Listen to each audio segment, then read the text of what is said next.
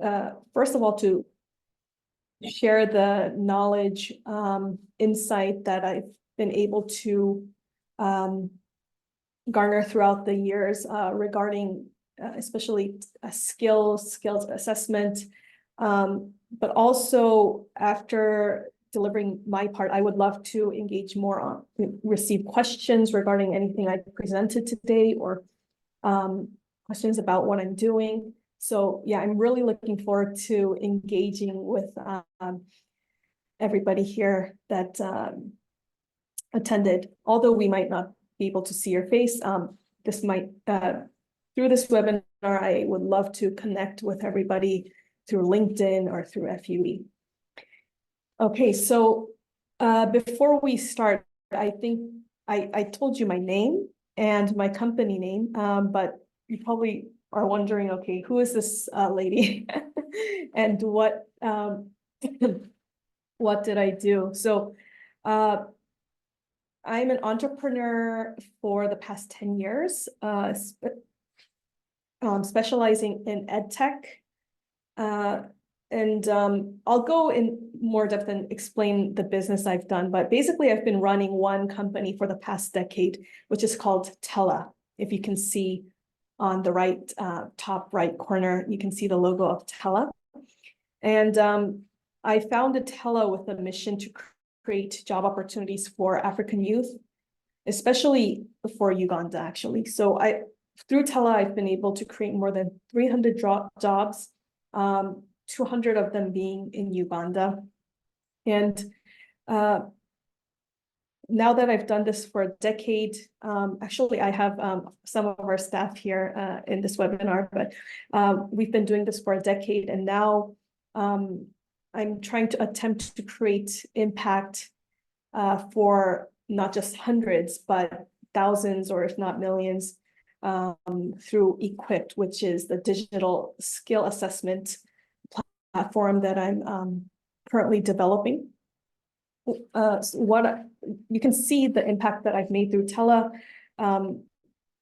Through Tela is basically, I'll explain what I did at Tela soon, but Tela is like an online English education company based in Korea, but hiring tutors from Uganda. So we've been able to serve more than 100,000 users in 60 countries through Tela, and we have reached the $1 million mark in revenue. We serve companies such as Samsung. I think most of you know Samsung, maybe not the other companies listed here, but global companies in Korea as clients. And we've been backed by numerous investors, including one of them being an investor of Andela, which, as many of you may know. And yeah, we've been featured in places like Google's official company blog and other major Korean media outlets. And so just some images of my journey of the entrepreneurship, although this is most of the shiny pictures. There's a lot of hard work behind the process. And I've also been fortunate to be able to serve as an entrepreneur coach for Ugandan startups. So this has been a recent thing where a Korean government agency is actually, Korean government is actually funding Uganda and entrepreneurs to raise them up, to build them, to create greater impact in their businesses. So I've been blessed to serve as a coach, especially in the communication side. And yeah, I've been working with them since last year. So that's basically what I've been doing. But if I kind of summarize on what my mission is, or what I'm looking towards, is to bring what Korea has to offer to Uganda.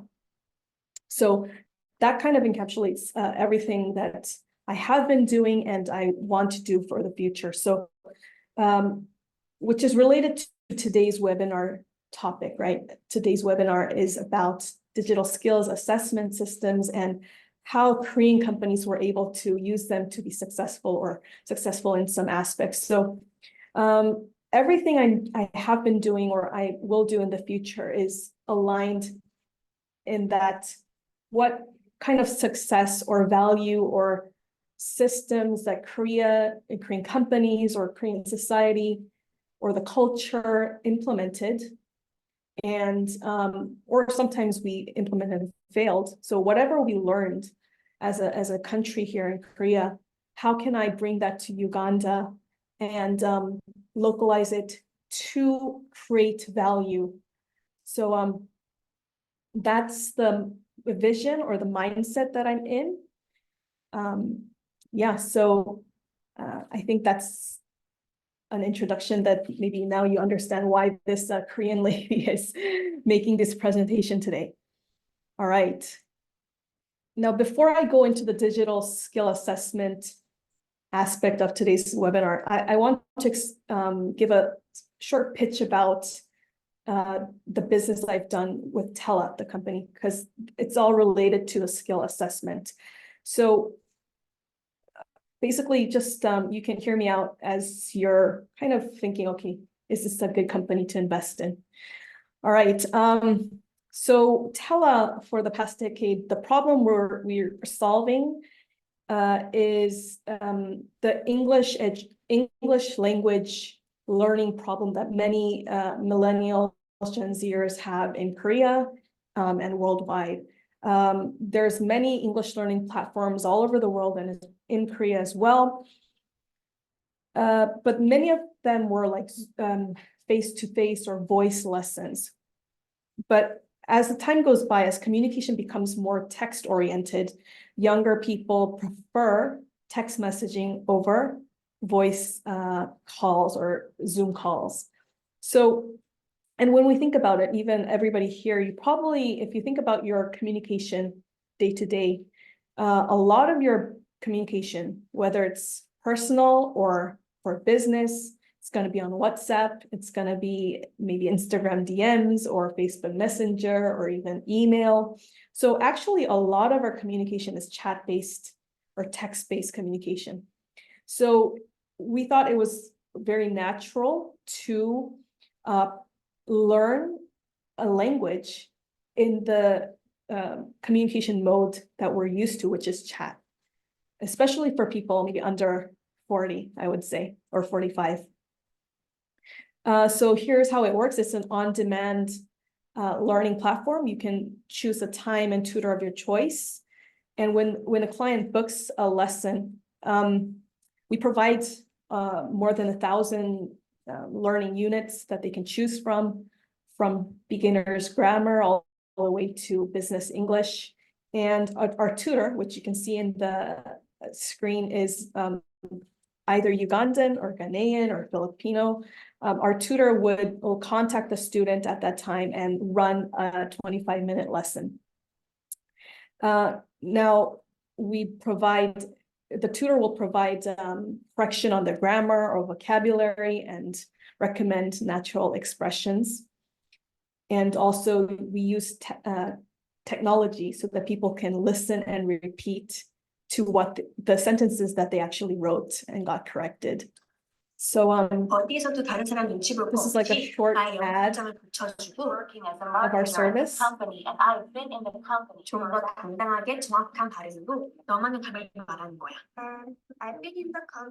for about 2 years.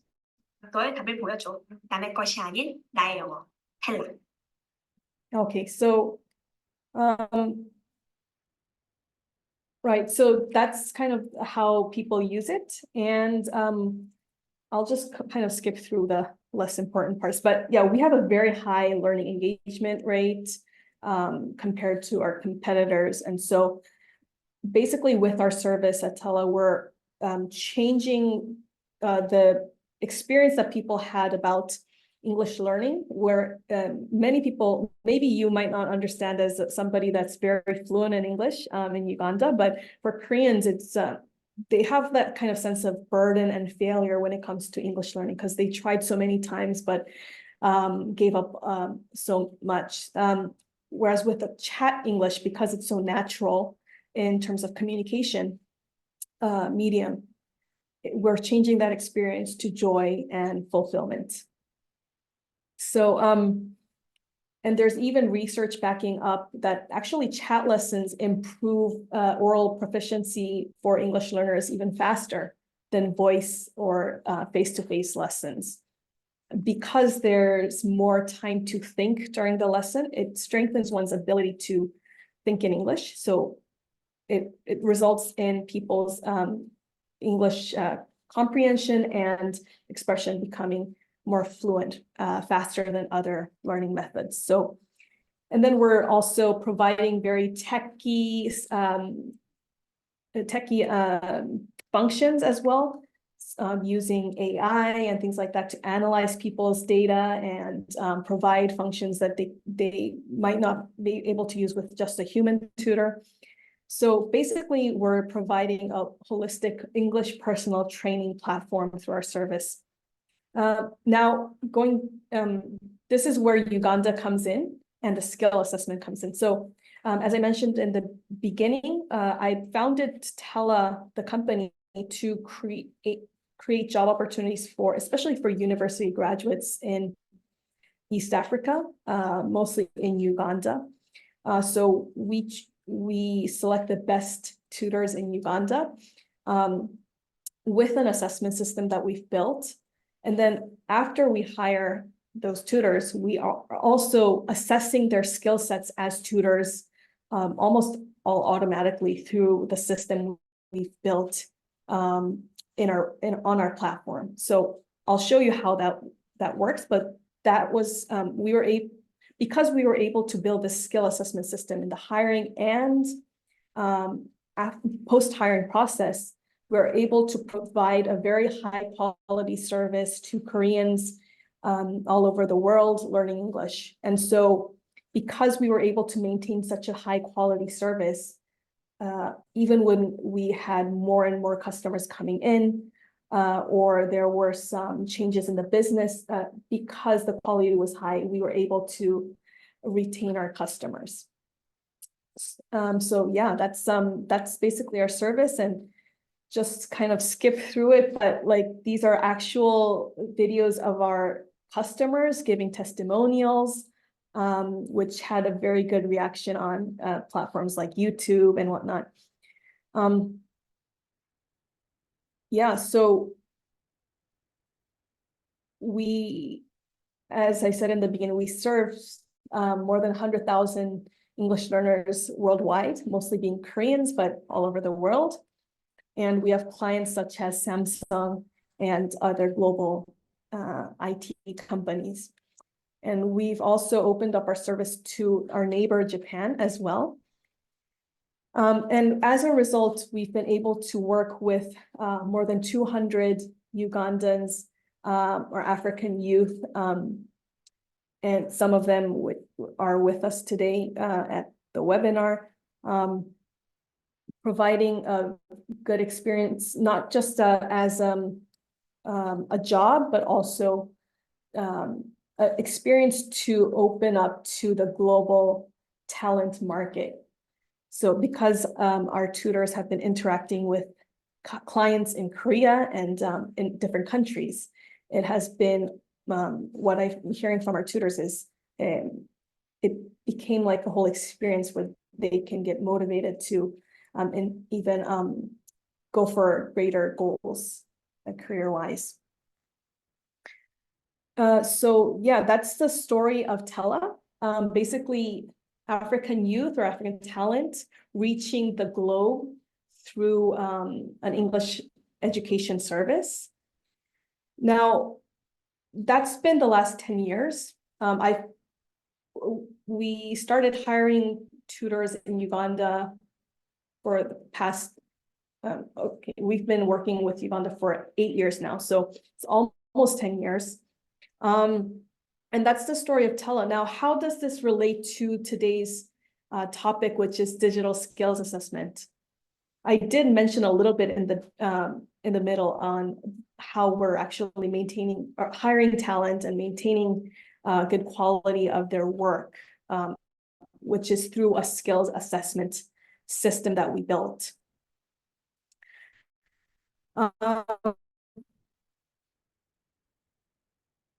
That really goes, so the beginning of Tella that I've been running for 10 years, we had the goal of creating job opportunities for Ugandan youth. Before we came up with the whole business concept, we did an analysis of the talent. Yeah, so if you can, okay. So we saw that there were a lot of great talent in Uganda, very high English proficiency. And then I started this company in 2014. So when I did this analysis, it was 2012. So it's quite a long time ago. So we saw the education level was increasing, and now at this point, it has increased even more. So more and more youth go to secondary higher education, right? Graduate from university or even get master's, PhD. And the IT infrastructure has developed tremendously. And as a business standpoint, maybe compared to countries like my own country, Korea, or countries like, let's say, China or even India, the overall labor cost is attractive to businesses. So that means there's a ton of talent in Uganda, in East Africa, where very good communicators with good English and good internet, or better internet than before, and good education. And there's also a lot of companies globally where they want to work with talent outside of their country, right? So they call it the BPO market, which is business process outsourcing market. Maybe some of you have worked for those companies. And also like a digital gig economy. So people are looking for talent all over the world, not just in their own country, right? But then why was it that enough job opportunities weren't coming to Uganda? We analyzed it was because there was a skill gap, and it wasn't just our analysis, but it was also analysis of the Ugandan government report back in 2012. So now when we say skill gap, it means it doesn't necessarily mean people don't have skills, but the skills aren't necessarily optimized for the global market, or are not verified for either the global market or the employer, what the employer wants. So everybody here is either an employer or working for an employer. So if you've hired people before, I'm sure you kind of have experiences where there's a lot of applications for a job that your company opened up for. And on paper, it seems like, okay, they have the education. They seem like they have some experience. But then when you actually maybe hire them or do an interview and try working with them, it seems like there's some kind of gap that is wider than you expected. So it's not that they lack those skills completely, because you saw that they have some skills, but you weren't able to verify those skills to the standard that you want as an employer, or it might have not been optimized for your company's or your industry's situation or context. So for employers, that means, okay, there's a gap, skill gap for potential employees or people that are looking for jobs. It means a loss of employment opportunity, right? So, and we saw that as a whole in this in Uganda, where it's not that majority of youth didn't have any skills to go to these markets, but there was a lack of we weren't able to verify those skills at mass. So we thought it was very important to build skill assessment systems to bridge that gap. And I'm going to show you throughout this webinar on how Korea was able to do that, and some other countries are doing that as well with the skill assessment system. So basically, skill assessment system makes skills easily verifiable for employers, right? So And why is that? Because it provides that standard for quality of work. So for example, okay, this applicant A, we need that person to be skillful at using Google Sheets, let's say, for example. But if there isn't a assessment system that we can use, it's going to be very difficult to assess or verify this person's skill set in that area. Whereas if there is a assessment system in place, whether it's in form of mostly it's in form of a test, right? A test or some verifying by the projects they've done. But in many cases, it would be some form of a test. So if there is a test, then that provides that standard for quality of work, right? So if that person has that acquired that badge or that certificate or passed the test minimum requirement, then you'll know as an employer, okay, this person has these skills. So as an individual employer or company, that's very important, but also as a whole economy or society, it is important to have these skill assessment systems in the education system, in the job market, being very actively used for employers to hire more people, because there's you can see now that in the job market, there's a lot of talent with that verified skill sets, right? Okay, so that's the problem I wanted to solve through Tella. We became the employers ourselves. We created a product that is marketable in the industry. And then we started to hire Ugandan youth ourselves. And in that process, we were able to build our skill assessment systems in the hiring stage and also at post-hiring when it comes to monitoring their each person's work quality. So I think for the past 10 years, we've proven that premise. And now I'm thinking, okay, how can we use this to impact Uganda more wider? So we've done it for several hundred people that we've directly worked with, which is fine, which is good. But can we do that for other employers? Or can we impact the whole job market so that many millions of youth that have good education, that are willing to work, that have some skill sets, can we help them verify their skills to get good jobs from employers such as the memberships for FUE or for maybe other countries as well? And also, how can we help the employers verify good talent outside and even within their company?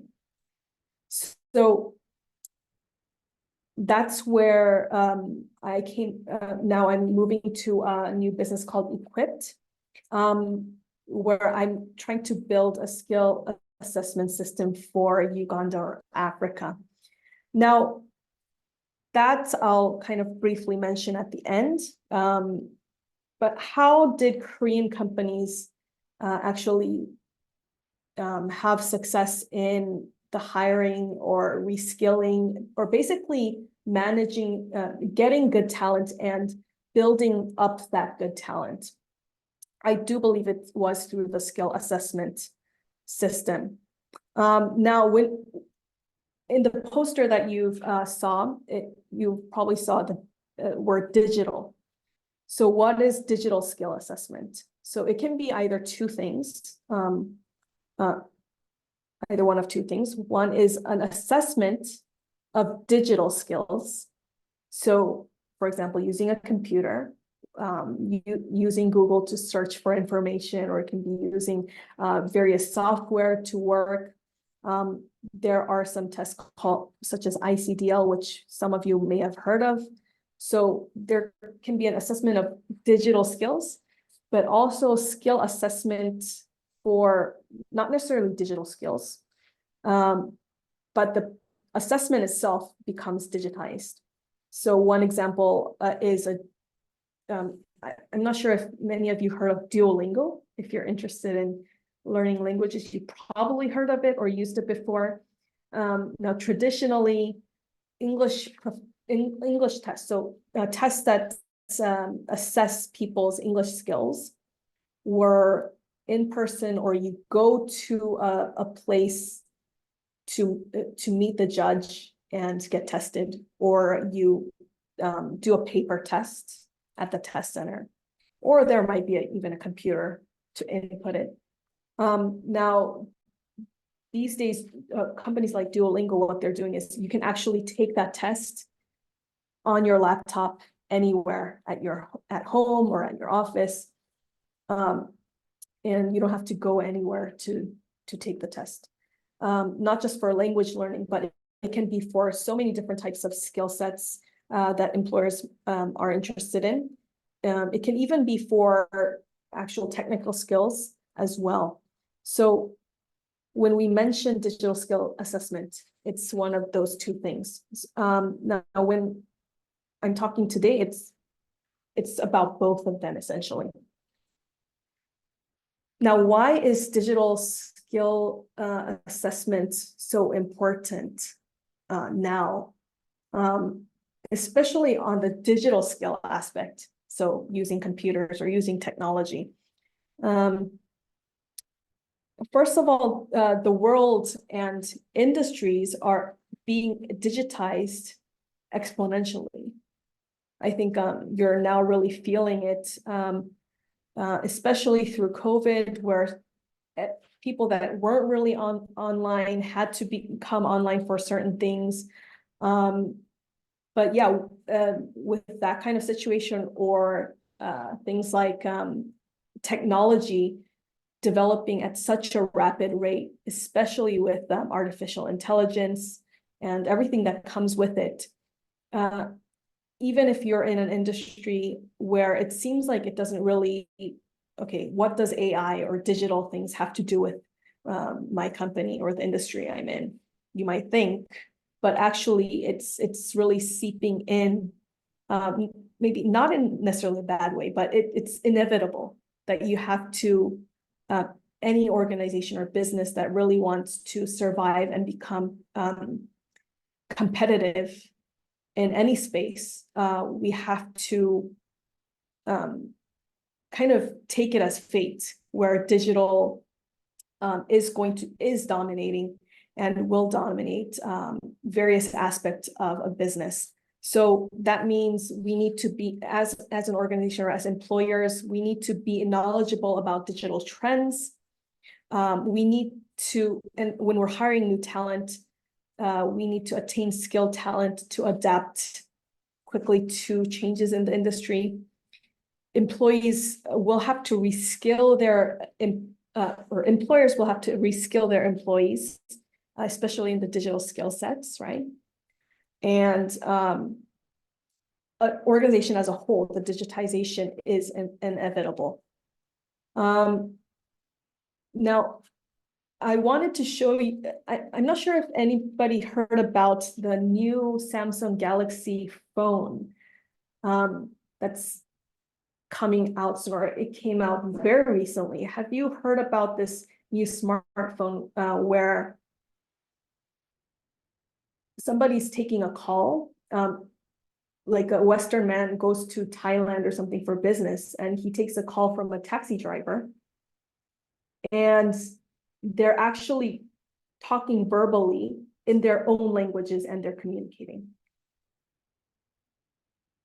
Yeah, I should share that link with you afterwards, but on YouTube you can find it. I think it's Galaxy 24 or something, and which is crazy. So AI is actually interpreting can interpret our phone calls in real time. So that's how fast that AI and digital technology is evolving at this moment. Now, it might not be perfect, but that's kind of what we're seeing now. So in this ever-changing, fast-changing environment, we as businesses, as employers, really need a lot of capable talent, right? And more capable talent means a company's competitiveness increases. And in business terms, your business value, whether it's revenue or profits or customers, that business value ultimately will go up, or even reducing costs. So that's why we're seeing that skill assessment is now even more important than ever. Okay, so I'll share a few cases on what has happened in Korea. So, by the way, I would love to know if everybody knows a little bit about Korea and its economic development. Okay, so long story short, I'm not going to give a whole history lesson to bore you, but to give a little background about how Korea was 50 years ago, we were a very war-torn country, second worst country in the world. We were receiving aid from countries like the Philippines. I think we got aid from Ethiopia or got help in terms of military. We were very, very, not just poor, not just in poverty, but war-torn as well. So any infrastructure we had was gone. And we weren't like a super developed country even before a war. So we were in a very bad place, and Korea is not like Uganda, where just farming is very fertile. We have very harsh winters. We have like very hot summers. So we don't have a lot of natural resources like Uganda. So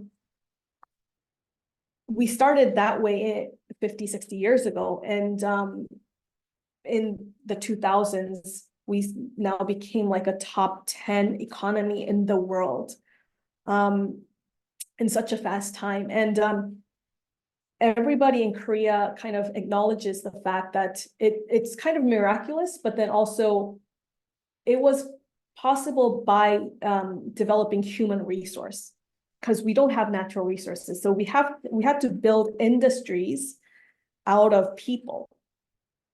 Now, were Korean people educated at that time when we were war-torn? Not at all, like very low education. So basically, we as Koreans, we all acknowledge that it was really education and training people to build these industries, to build these global conglomerates or these influential businesses and governments. So that's the kind of short version or of the backstory of Korea as a country. So why I'm explaining that is because I wanted to kind of let you know that that's where Korea is coming from as a society. So the Korean companies, they weren't building companies out of all this treasure, natural resources. No, they had to build companies out of nothing, but with people basically, and training their people or hiring good people and training them to become the best talent in the world. So one of those companies is Samsung, as you know.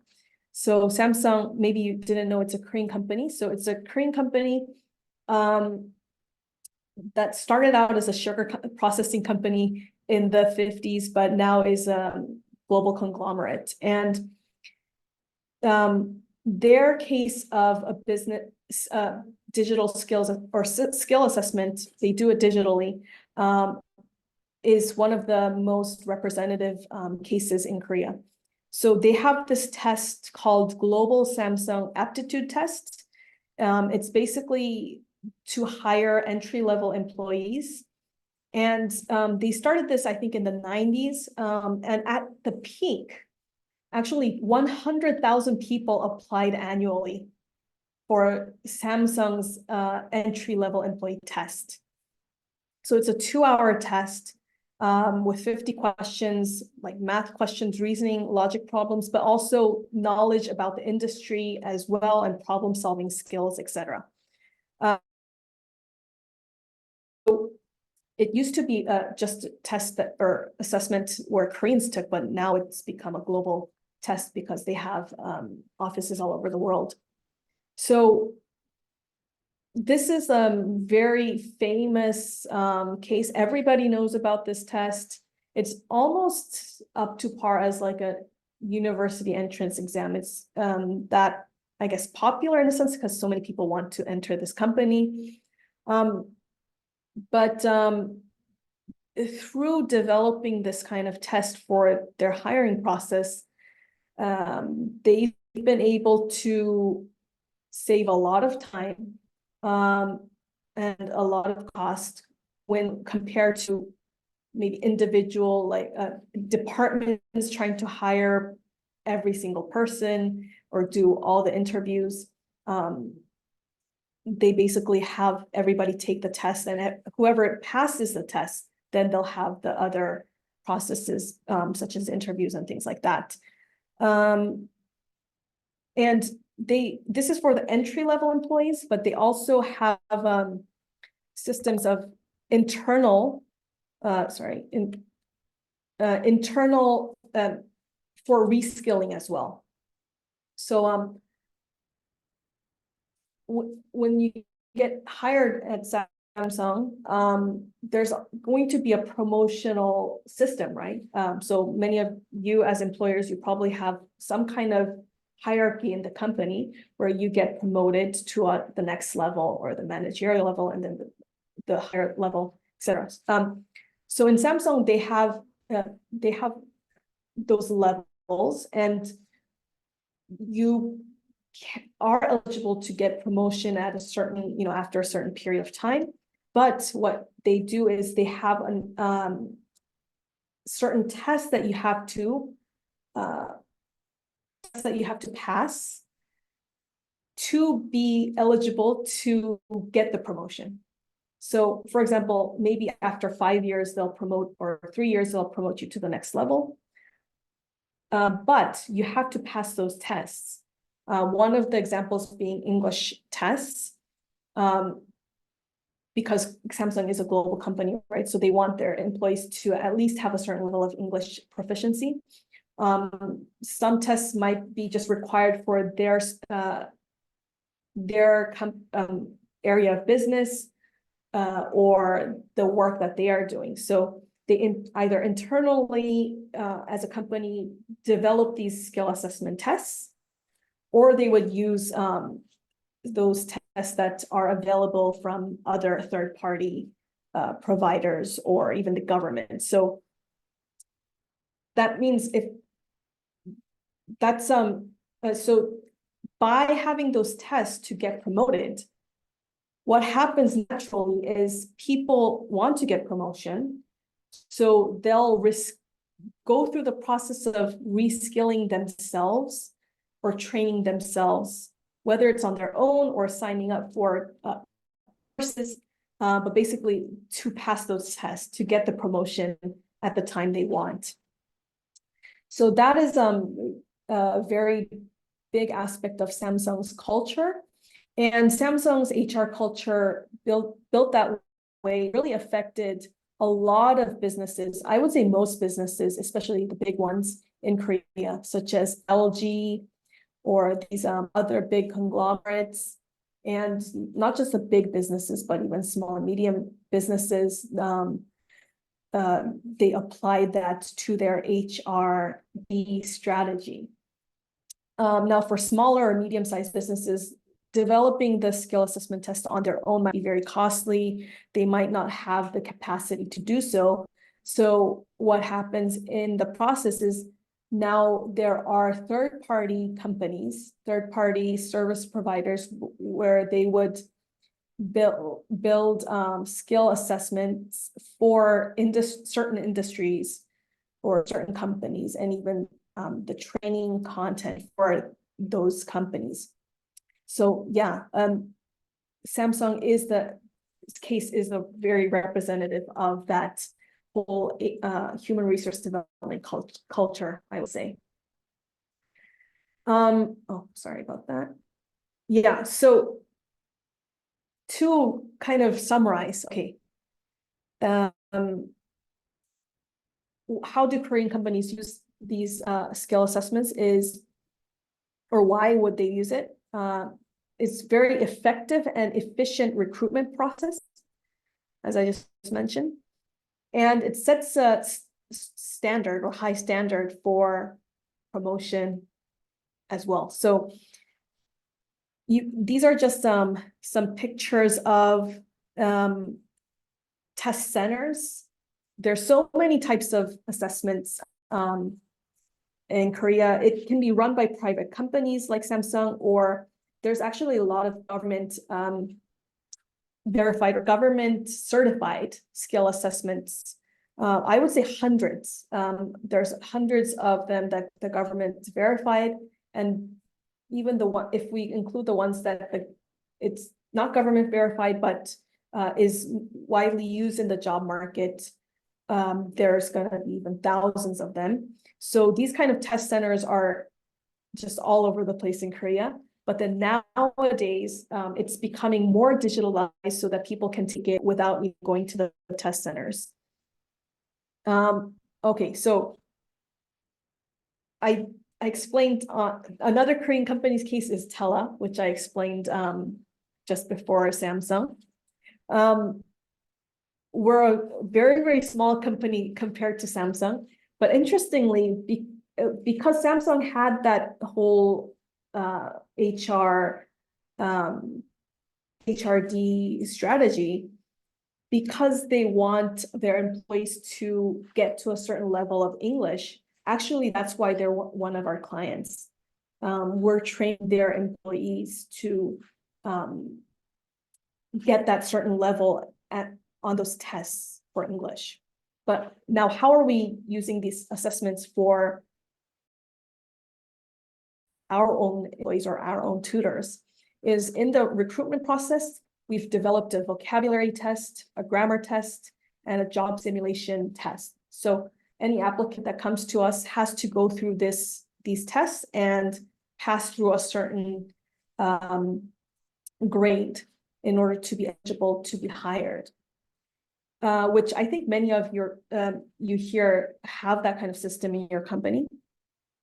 But then even after we hire, we have a certain type of job that our tutors do. So what we do, if you see this image on the left, which looks very, yeah, it's a table, right? So what is this is actually, this is a dashboard we can see on our system where we analyze, it's a skill assessment system internally for the work that our tutors do every single day. And how we do that is they're not taking a test every single day, but all the work they do is on our database. So we analyze their data, their work data, and we come up with numbers, certain indicators showing the quality of the work, and they have to maintain that certain number for each indicator to sometimes get incentives or bonuses, or sometimes if they're not meeting up to par for a long time, then we will either demote or reconsider a contract with them. But basically, it's not really to fire or like anything like that, but maintain a good quality of work for everybody. That's the main goal. So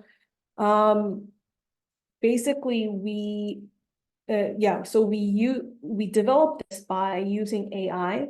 We use something called a Google API, so something that Google provides, and we made it into our own to build an assessment system internally. This so as employers, what was great was like up to 80% of the manual work that we did to monitor everybody's work was gone. So 80% of it was automated.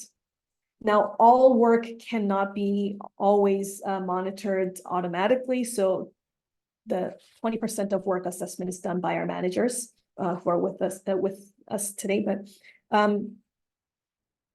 it has in the beginning of our company, our business, we didn't have this system. So we had several people monitoring the work every single day, and it took a lot of manpower.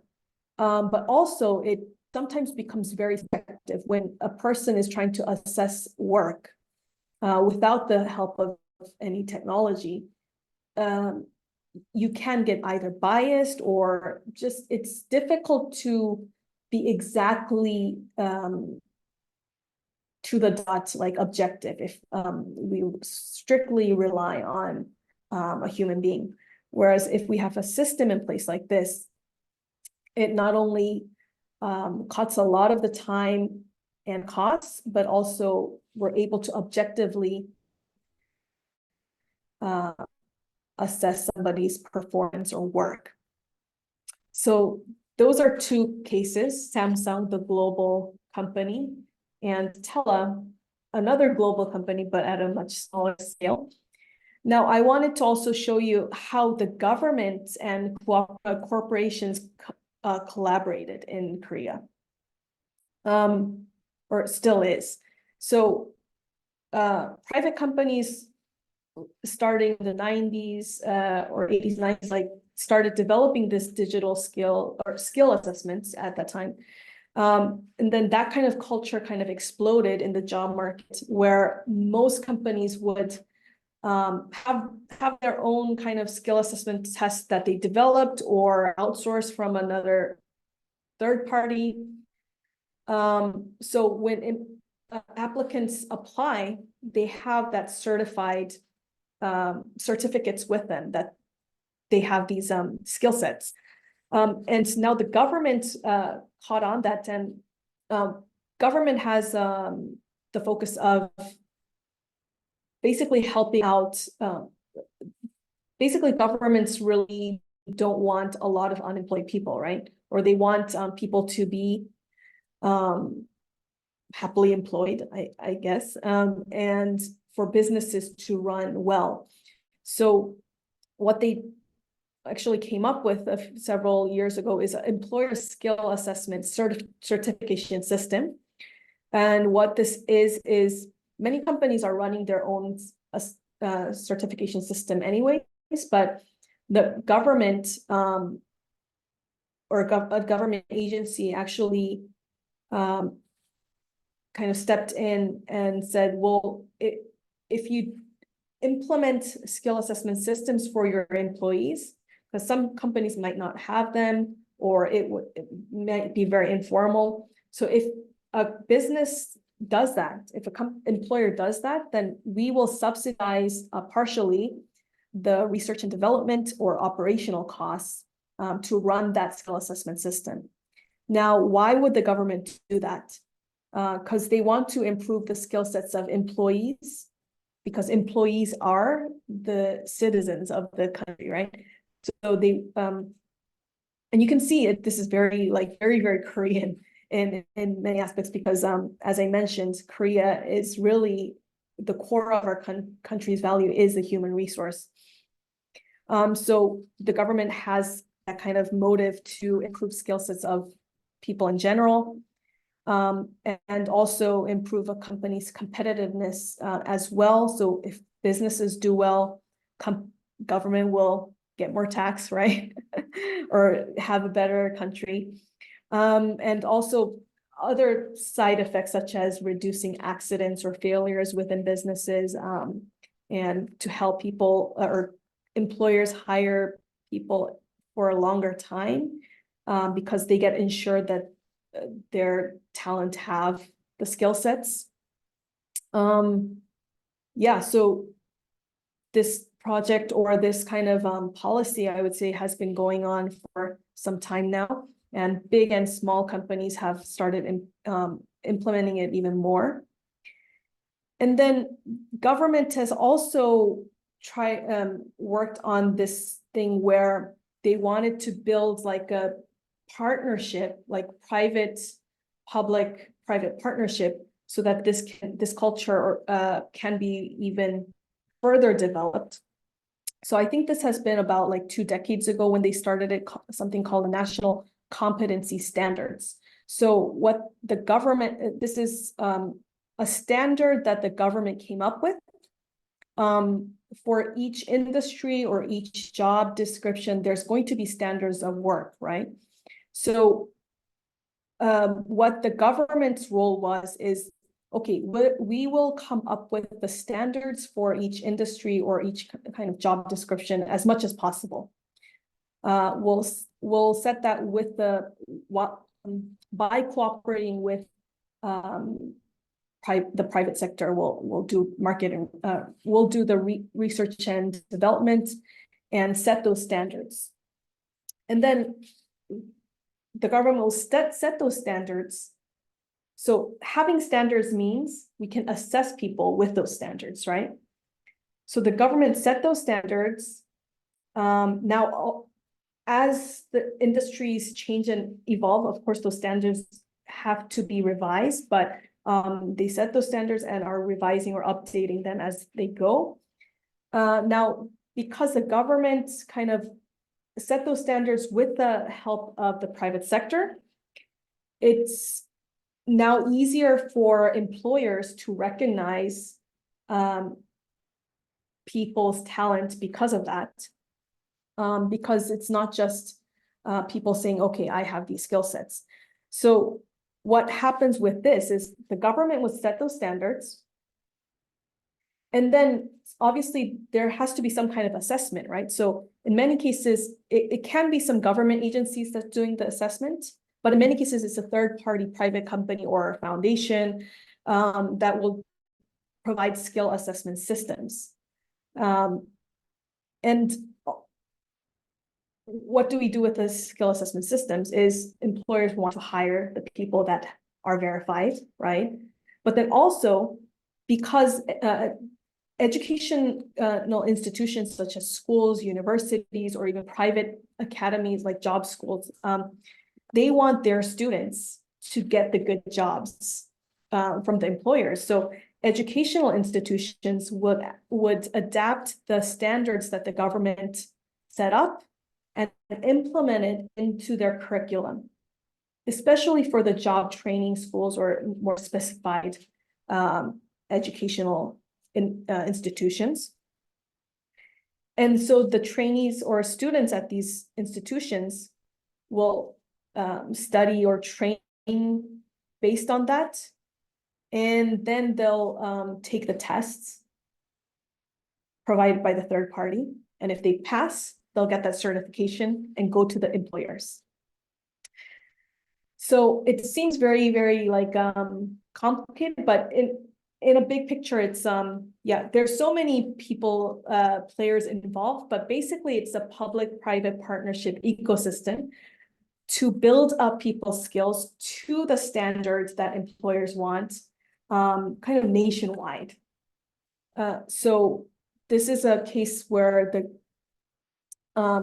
government kind of did, I think did a good job in working with the private sector.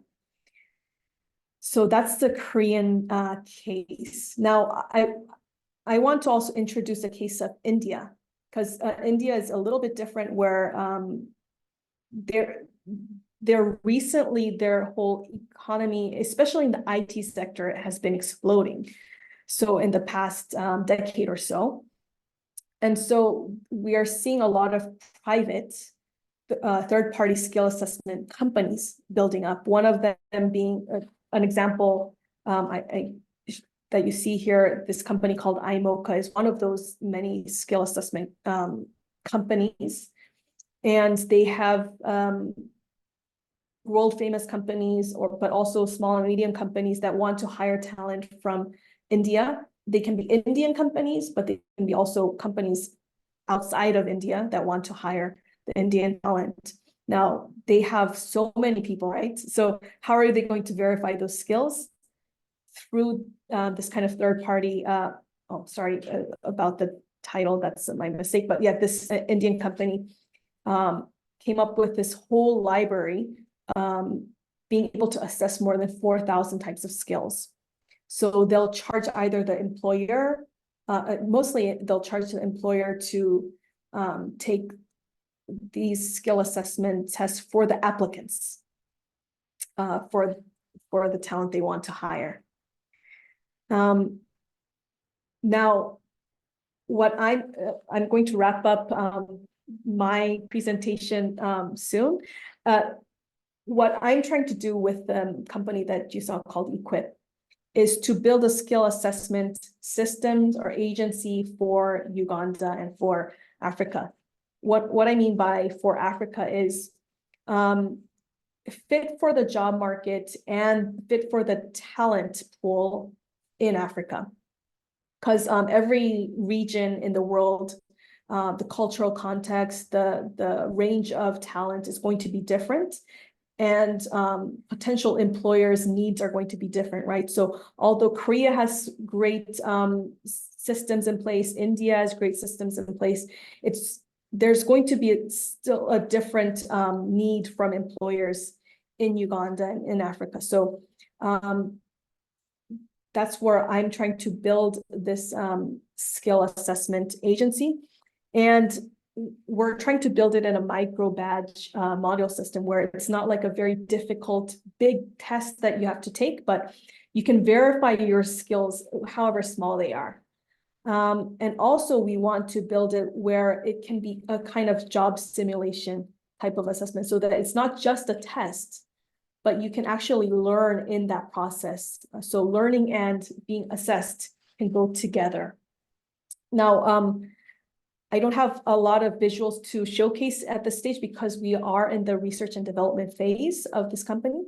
But I wanted to talk in this phase with the employers, the Ugandan employers. That's why I requested to meet with FUE last year, and FUE was gracious enough to allow this webinar to happen, because I wanted to really get to know the employers and what HR people or employers really need in terms of their talent acquisition or reskilling or assessment, or even just general problems you might have regarding your business that I can help, or our company can help. So I hope I shared a lot of insight that you can take back to your workplace or even personally.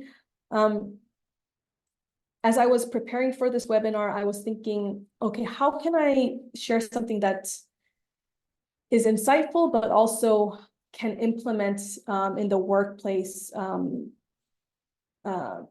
as soon as possible? Now, I think that's something that you're asking yourself, and we'll have to keep the conversation going. But today I wanted to kind of throw out this concept of skill assessment, and probably most organizations are doing that already, but making it more formal or more thinking in that viewpoint of the whole whole markets, like job markets, the employers, the potential employees, and third-party companies working together will change the landscape of the skill sets that potential employees have. I wanted to share that kind of viewpoint because I think that kind of development has to happen together ultimately. That being said, I would love to receive any questions you have or anything you really want to mention. But I want for this to be the start of our conversation. Today's topic was about skill assessments or digital skill assessments, which I am going to work on.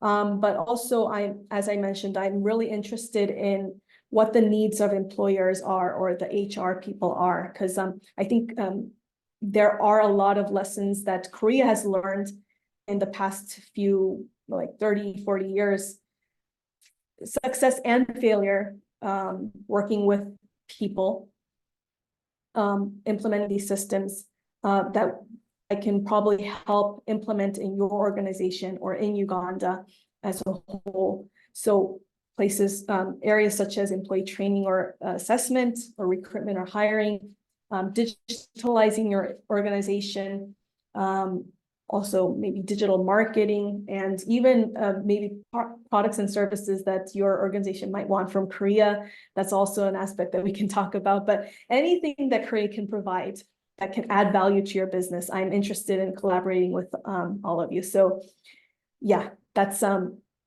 I'll end my presentation with that. So I'll receive any questions you have. Thank you.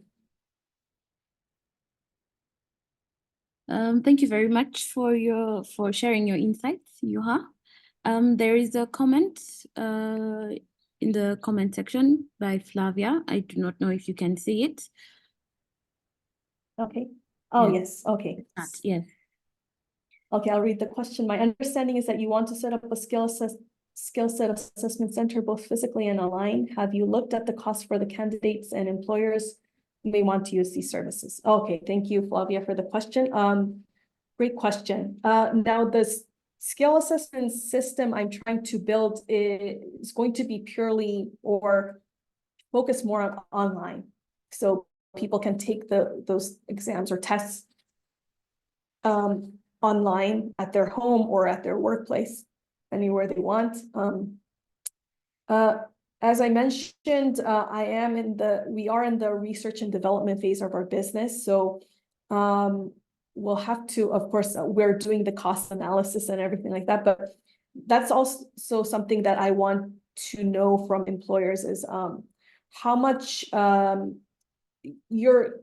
as employers, you're probably spending a certain amount of money, excuse me, through whether it's paying personnel or using software or whatever it is in terms of managing human resource in your organization, right? So if as a business, if we can reduce that cost or time for you through our systems, then I think, or help you make more money, then I think it will make sense for your organization to work with some organization like us. So yeah, I can't say for now that the cost is already like fixed and we have a price.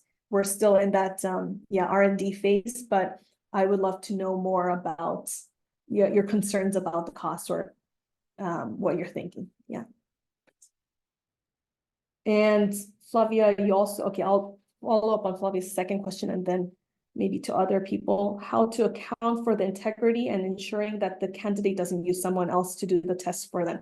Very good question. So the tests in the past, there was a fixed set of questions that the service providers would update maybe annually or every quarter or every time the tests are taken. Now, what I'm trying to build with Equip is utilize AI to generate a different test for each person, while at the same time have the same standards or same skill sets we're assessing. So, but other examples of other companies that do these tests is they have a very software built in where you can't really share any of the tests you're taking. So although it might not be completely impossible, but for example, you can't do any screenshots. They're going to see your face and every movement you're making while taking the test. So you're not like taking pictures of things or writing things down or things like that. So there are a lot of security measures that are in the market that prevents that from happening, which yeah, I can maybe introduce some of those solutions to you. But for Equipped, that's what I'm thinking, using AI to generate individual tests for individuals. Okay. Hope that answered your question. Thank Okay. you, Yuha. If there's anyone else with a question, please post in the chat, or if you would like to speak, raise your hand so that we can see you and allow you to speak or make a comment. You can ask as many questions as you can. Yes, and it doesn't have to be directly related to today's topic. Anything related on the screen or yeah, I'm happy to answer and engage. And today, if you don't really necessarily have any questions, that's fine as well. But if you're intrigued by the content that I shared today and would like to connect with me, you can connect with me on LinkedIn. You can just search my name, Yuha Jin, on LinkedIn, and let me know that you came from the FU webinar. And yeah, I'd love to connect as well.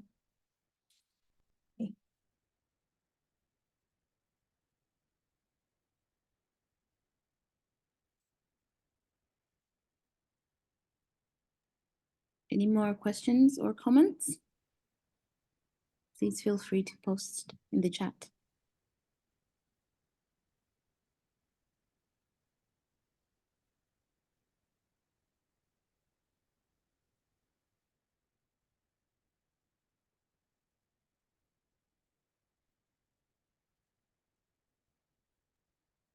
All right.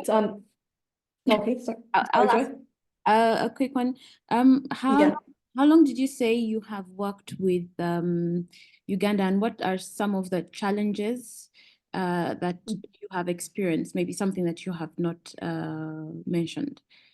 What was your general experience working with Uganda?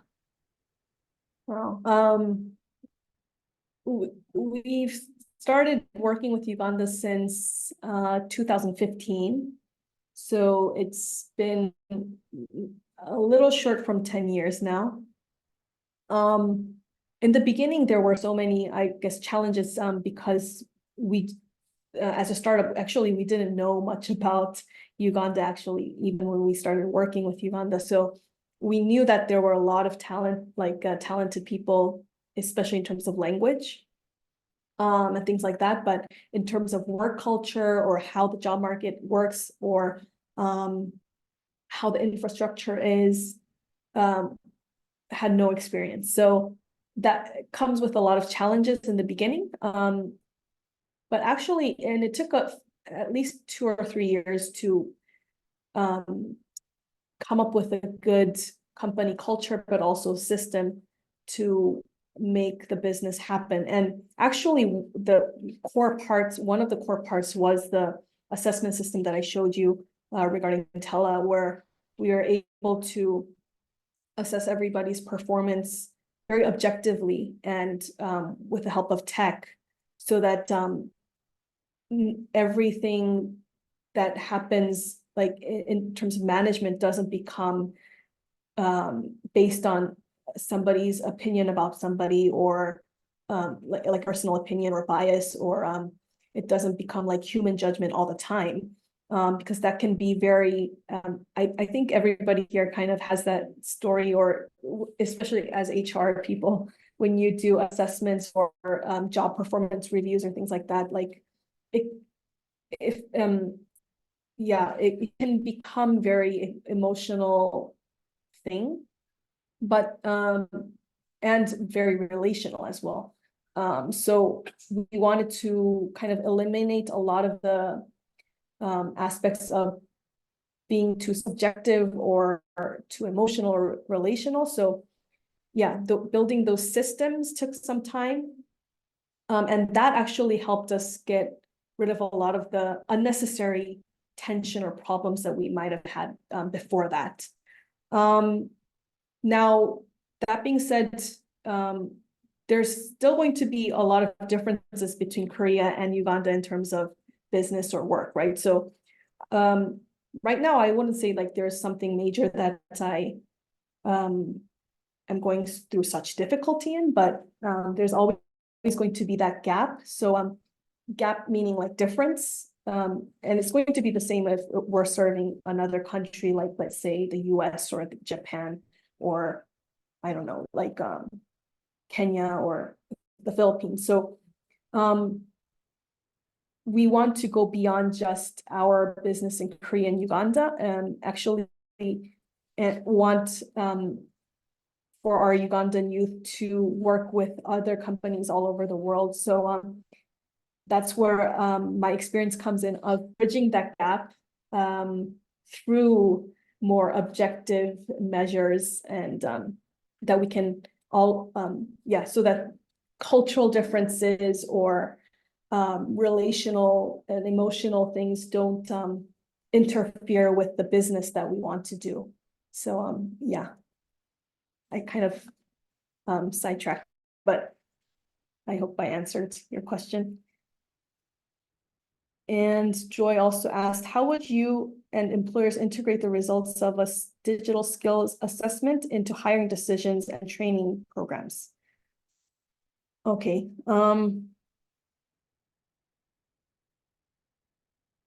So hiring decisions, I think it's very healthy to have the hiring decisions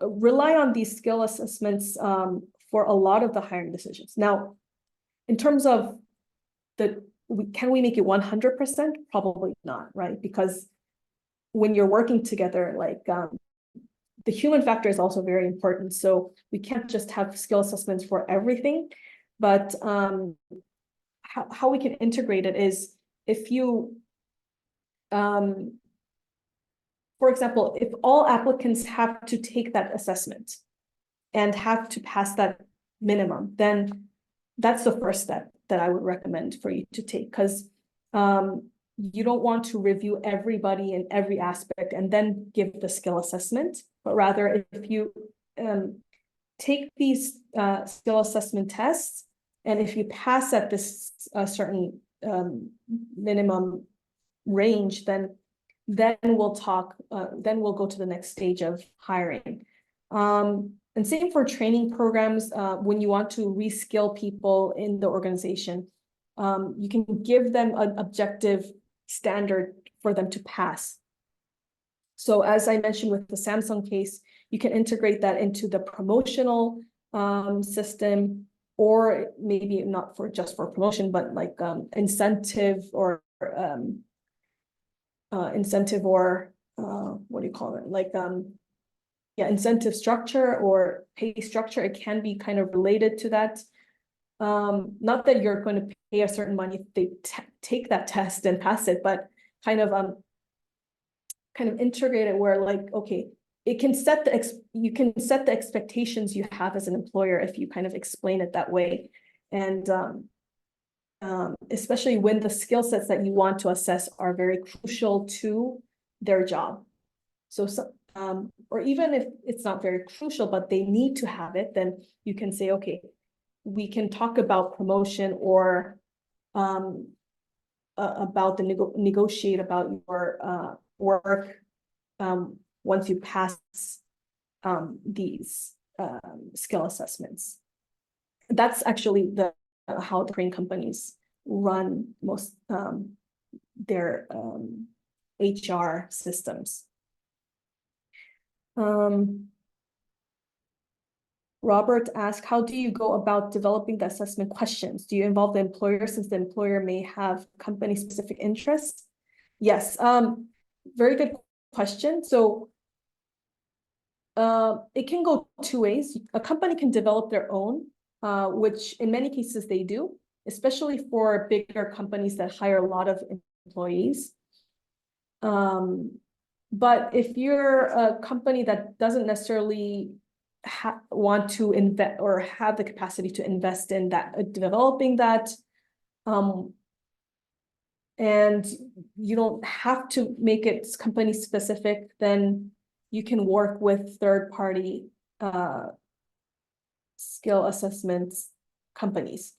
Now, these days, the example that I showed you, such as iMocha, the Indian company, some Indian companies, they would actually have skill set tests that can be used for all companies, but then based on what they pay, like their clients pay, like they would cater it or personalize it more to that company or specifically.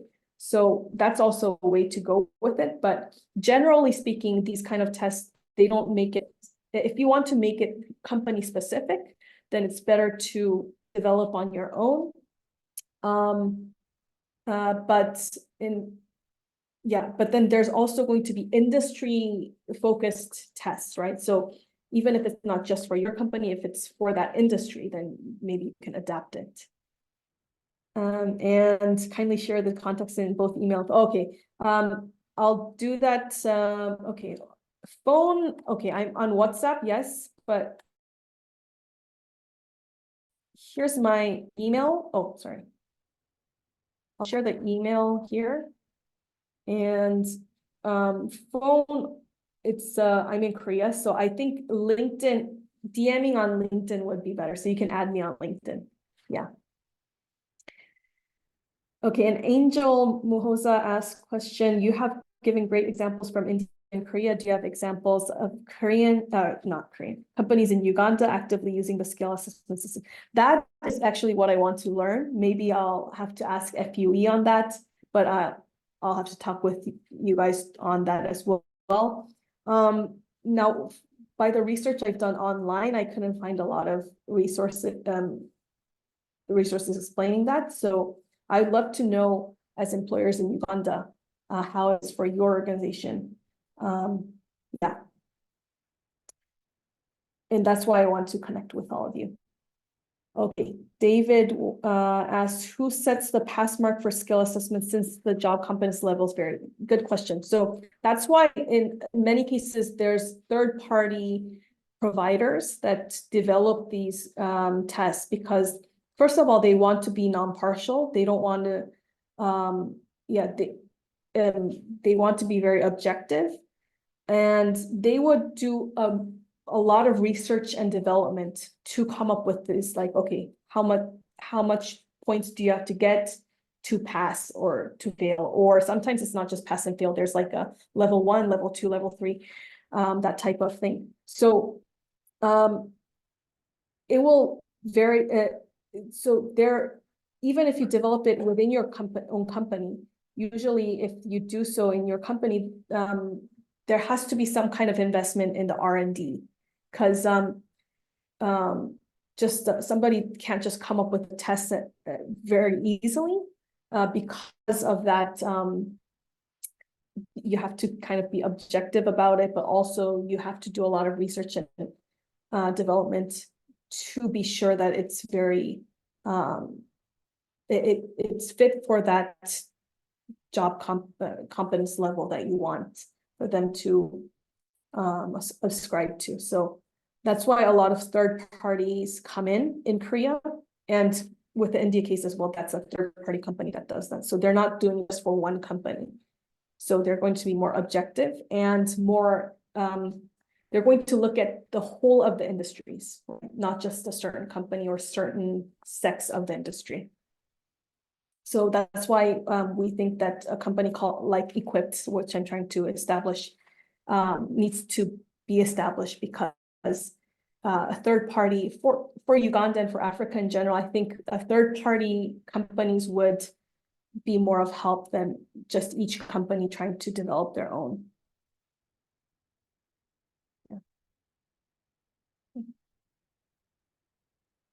And by the way, great questions. I think, yeah, these are giving me ideas to further develop everything. Right. One yes. question from me. I'm thinking, I want to ask what steps do you think that employers would take to ensure continuous improvement and relevance of digital skills assessment over time? Yeah. Oh, sorry. Your question in the beginning was, what measures should companies take? Yes. What measures do you think employers should take to ensure continuous improvement of the relevance of digital?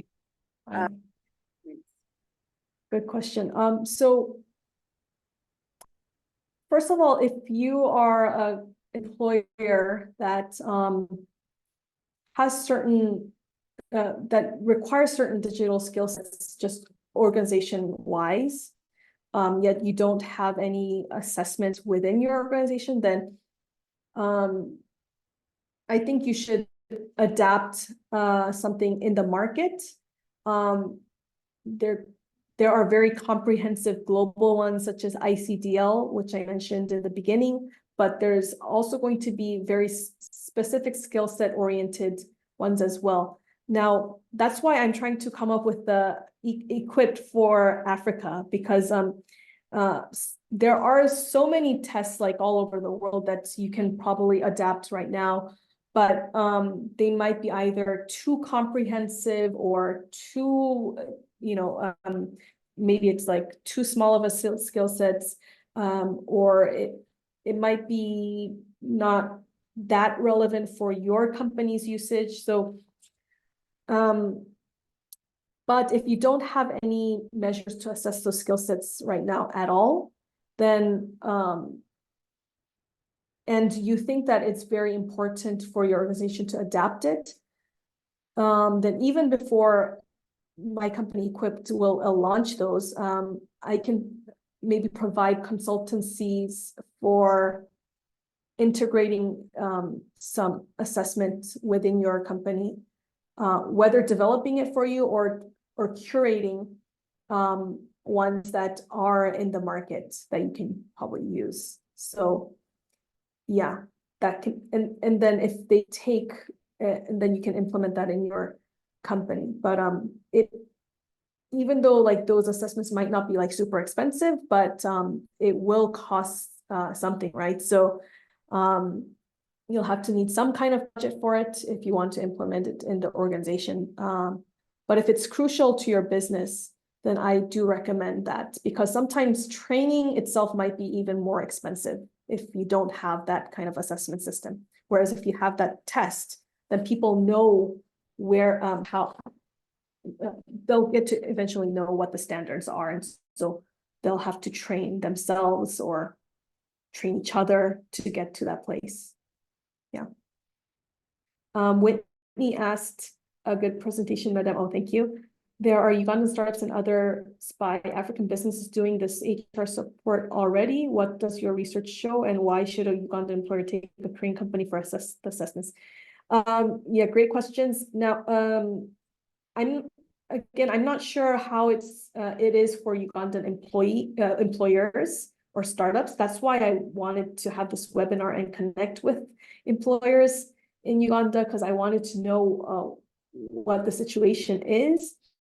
So the research I've done online is there's not a lot of data online about Ugandan employers. And so that's why, yeah, I'd love to know from you. Your last question was, why should a Ugandan employer take a Korean company? Yeah, for assessment. So I'm trying to build something for Uganda or for African job market. Now I'm a Korean, yes, but don't think of my company as a Korean company trying to serve Koreans, but we worked with Tela, my first company that we're running right now, for 10 years. We've gone through that process of building skill assessments to hire good talent from Uganda and to train them. So that's the experience that our organization has. That's why I think we can build something for Uganda or for the African job market in general. But then also me being a Korean, that's where I do the research from. So because Korea has that experience generally where all these kind of tests and how these businesses are run. So to take the Korean, value that we created and then bring it to Uganda, but make it for Uganda. Okay. I hope that answered your question, Whitney. Right. Okay, yeah, I do have time for more questions, but there aren't more yet. So just to kind of remind you on connecting with me, so you can add me on LinkedIn And I shared my email right now on the chat. Maybe I'll provide this information through FUE so you can get it again. I would love to know and connect with you, the participants today. If you, as I mentioned in the beginning and end of the webinar today, yes, today's topic was digital skills assessments, and that's what I'm trying to do in the future. But my whole, as an entrepreneur, my whole theme has been and is to bring what is this. Let me show you again. To bring what Korea has to offer to Uganda.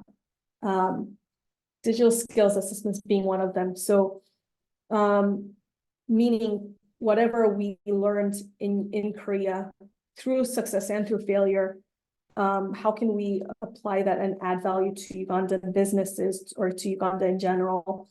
That's the focus I have. So we can talk about skill assessment systems and how we can do that. That I love to talk about that, but also think of me as a consultant that you can probably hire for some use in your, whether your business or your organization, in these topics, HR, like employee training or recruitment, hiring, and digitalization within your organization, digital marketing, and even like doing purchasing products for your company that are Korean. Like, I'm open to discussing those kind of opportunities.